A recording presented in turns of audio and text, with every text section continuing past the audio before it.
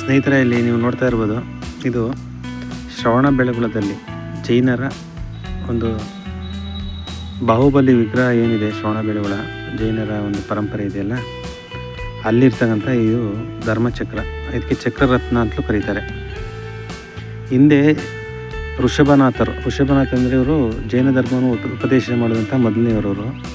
ಅವ್ರು ರಾಜ್ಯಭಾರ ಆಳ್ತಾ ಇರಬೇಕಾದ್ರೆ ವೈರಾಗ್ಯ ಮೂಡಿ ಅವರು ತಪಸ್ಸಿಗೆ ಹೋಗುವಾಗ ತನ್ನ 100 ಜನ ಗಂಡು ಮಕ್ಕಳು, 2 ಹೆಣ್ಣು ಮಕ್ಕಳು, ಅವರಿಗೆ ರಾಜ್ಯವನ್ನು ಹಂಚಿ ಹೊರಟೋದಾಗ ಭರತ, ಮೊದಲನೇ ಮಗ ಭರತ, ಇಡೀ ರಾಜ್ಯವನ್ನು ಗೆದ್ದು ವಾಪಸ್ಸು ಪಟ್ಟಣಕ್ಕೆ ಬಂದಾಗ ಈ ಧರ್ಮಚಕ್ರ ಅಂದರೆ ಚಕ್ರರತ್ನ ಪುರ ಪ್ರವೇಶ ಮಾಡೋದಿಲ್ಲ.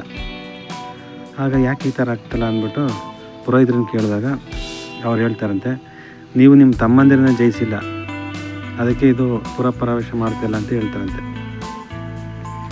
ಆಗ ಬಾಹುಬಲಿ ಒಬ್ಬರನ್ನು ಬಿಟ್ಟು ಇನ್ನು ಉಳಿದ ಎಲ್ಲ ತಮ್ಮಂದಿರು ಕಪ್ಪ ಕಾಣಿಕೆಗಳೊಂದಿಗೆ ಭರತನಿಗೆ ಕೊಟ್ಟು ತಂದೆಯಂತೆ ಅವರು ತಪಸ್ಸಿಗೆ ಹೋಗ್ಬಿಡ್ತಾರೆ.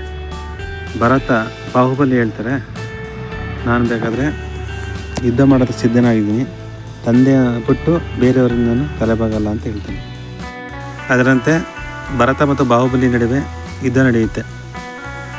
ಜಲ ಯುದ್ಧ ಅಂತ ನಡೆಯುತ್ತೆ, ಮಲ್ಲ ಯುದ್ಧ ಅಂತ ನಡೆಯುತ್ತೆ, ದೃಷ್ಟಿ ಯುದ್ಧ ನಡೆಯುತ್ತೆ. ಈ 3 ಯುದ್ಧಗಳಲ್ಲೂ ಬಾಹುಬಲಿ ಜಯಶೀಲನಾಗ್ತಾನೆ ಮತ್ತು ಭರತ ಸೋಲ್ತಾನೆ. ಇದಾದ ನಂತರ ಬಾಹುಬಲಿಗೆ ತಾನು ತನ್ನ ಅಣ್ಣನ ಜೊತೆ ಯುದ್ಧ ಮಾಡಿದ್ದೀನಿ, ಈ ರಾಜ್ಯಕ್ಕಾಗಿ ನಾನು ಈ ರೀತಿ ಮಾಡಬಾರ್ದು, ನನಗೆ ಈ ರಾಜ್ಯದ ವ್ಯಾಮೋಹ ಬೇಡ ಅಂತೇಳಿ ತಪಸ್ಸಿಗೆ ಕುಳಿತಂತಹ ಸ್ಥಳ ಶ್ರವಣಬೆಳಗೊಳದಲ್ಲಿ ಅವರು ನಿರ್ವಾಣವಾಗಿ ತಪಸ್ಸು ಮಾಡಿದಂಥ ಸ್ಥಳ. ಇದನ್ನು ಜೈನ ಧರ್ಮದ ಒಂದು ಸಂಕೇತವಾಗಿ ಈ ಚಕ್ರರತ್ನ ಏನಿದೆ ಅದನ್ನು ಇಲ್ಲಿ ಸ್ಥಾಪನೆ ಮಾಡಿದ್ದಾರೆ. ಹಾಗಾಗಿ ಇಲ್ಲಿ ಇಲ್ಲಿ ಪಕ್ಕದಲ್ಲಿ ಜೈನ ಧರ್ಮದ ಕೆಲವು ಸ್ವಾಮೀಜಿಗಳೇನಿದ್ದಾರೆ ಮತ್ತು ಜೈನ ಧರ್ಮಕ್ಕೆ ಸಂಬಂಧಿಸಿದ ಒಂದು ಕೆಲವು ಕೆತ್ತನೆಗಳನ್ನು ಇಲ್ಲಿ ಒಂದು ಅಮೃತಶಿಲೆ ವೈಟ್ ಗ್ರಾನೈಟಿಂದ ಮಾಡಿದ್ದಾರೆ. ಈ ಸ್ಥಳ ಪ್ರವಾಸಿಗರಿಗೆ ನೋಡೋದು ತುಂಬ ಚೆನ್ನಾಗಿರುತ್ತೆ. ನೀವೇನಾದರೂ ನೆಕ್ಸ್ಟ್ ಶ್ರವಣಬೆಳಗೊಳ ಕಡೆ ಹೋದರೆ ಈ ಸ್ಥಳವನ್ನು ಮಿಸ್ ಮಾಡಬೇಡಿ. ಇಲ್ಲಿ ನೋಡಿ ಚಿತ್ರ ಕಾಣಿಸ್ತಾ ಇದೆ, ಇದೆಲ್ಲ ಜೈನ ಧರ್ಮದ ಸಂಬಂಧಿಸಿದ ಒಂದು ಕೆಲವೊಂದು ಕಲಾಕೃತಿಗಳು, ಸಂದೇಶಗಳನ್ನು ಸಾರ್ತಕ್ಕಂಥದ್ದು ವಿಚಾರಗಳು ಈ ಕೆತ್ತನೆಯಲ್ಲಿದೆ. ಇಲ್ಲಿ ನೋಡಿ ಸ್ವಾಮೀಜಿಗಳನ್ನು ಭೇಟಿ ಮಾಡ್ತಾ ಇರ್ತಕ್ಕಂಥದ್ದು. ಇವೆಲ್ಲ ಕೆತ್ತನೆ ಮಾಡಿದ್ದಾರೆ, ಅದಕ್ಕೆ ಸಂಬಂಧಪಟ್ಟಂಗೆ ಬರೆದಿದ್ದಾರೆ. ಹಿಂದಿ ಮತ್ತು ಇಂಗ್ಲೀಷು, ಕನ್ನಡ ಭಾಷೆಯಲ್ಲೂ ಸಹ ಬರೆದಿದ್ದಾರೆ. ಹಾಗಾಗಿ ಇಲ್ಲೇನು ನಮಗೆ ಚಕ್ರರತ್ನ ಅಂತ ಹೇಳ್ದ, ಧರ್ಮಚಕ್ರ ಅಂತ ಹೇಳ್ದ, ಇದು ಜೈನ ಧರ್ಮದ ಸಂಕೇತವಾಗಿ ಇದು ರಾಜರು ಬೆಳೀತಿರುವಂಥ ಚಕ್ರರತ್ನ, ಅದನ್ನೆಲ್ಲಿ ಸ್ಥಾಪನೆ ಮಾಡಿರ್ತಕ್ಕಂಥದ್ರ ಬಗ್ಗೆ ತುಂಬ ಮಾಹಿತಿ ಇದೆ. ಈ ರೀತಿ ನೋಡಿ ಸಂಬಂಧಪಟ್ಟಂಗೆ ಅದ್ರ ಬಗ್ಗೆ ಎಲ್ಲ ಬರೆದಿದ್ದಾರೆ ಇಲ್ಲಿ. ನೆಕ್ಸ್ಟ್ ನೀವೇನಾದ್ರು ಶ್ರವಣಬೆಳಗೊಳದಲ್ಲಿ ಹೋದರೆ ಇದನ್ನು ಸಹ ನೀವು ನೋಡ್ಬೋದು ಅಂತ ಈ ವಿಡಿಯೋದ ಮೂಲಕ ಹೇಳ್ತಾ ಇದ್ದೀನಿ.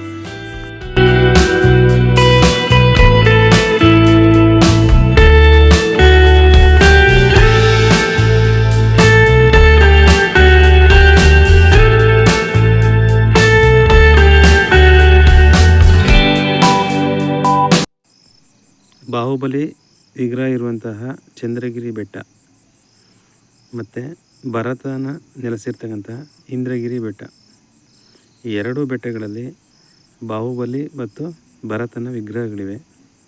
ಮತ್ತು ಅಲ್ಲಿ ಇನ್ನೂ ಮುಂತಾದ ಜೈನ ಪರಂಪರೆಯ ತೀರ್ಥಂಕರ ವಿಗ್ರಹಗಳಿದೆ. ಅದರ ಸಂಬಂಧಪಟ್ಟಂಗೆ ಮುಂದಿನ ದಿನಗಳಲ್ಲಿ ಮತ್ತೊಂದು ವಿಡಿಯೋ ಬರುತ್ತೆ.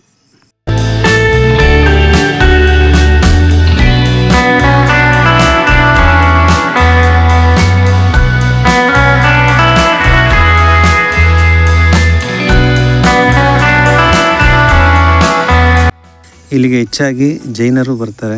ವಿವಿಧ ಕಡೆಗಳಿಂದ, ದೇಶದ ನಾನಾ ಭಾಗಗಳಿಂದ ಜೈನರು ಬರ್ತಾರೆ. ಅದಲ್ಲದೆ ಇತರ ಎಲ್ಲ ಪ್ರವಾಸಿಗರು ಸಹ ಇಲ್ಲಿ ಭೇಟಿ ನೀಡ್ತಾರೆ. ಇಲ್ಲಿ ಭೇಟಿ ನೀಡೋದಕ್ಕೆ ಒಂದು ಉತ್ತಮವಾದಂಥ ವಾತಾವರಣ ಇದೆ.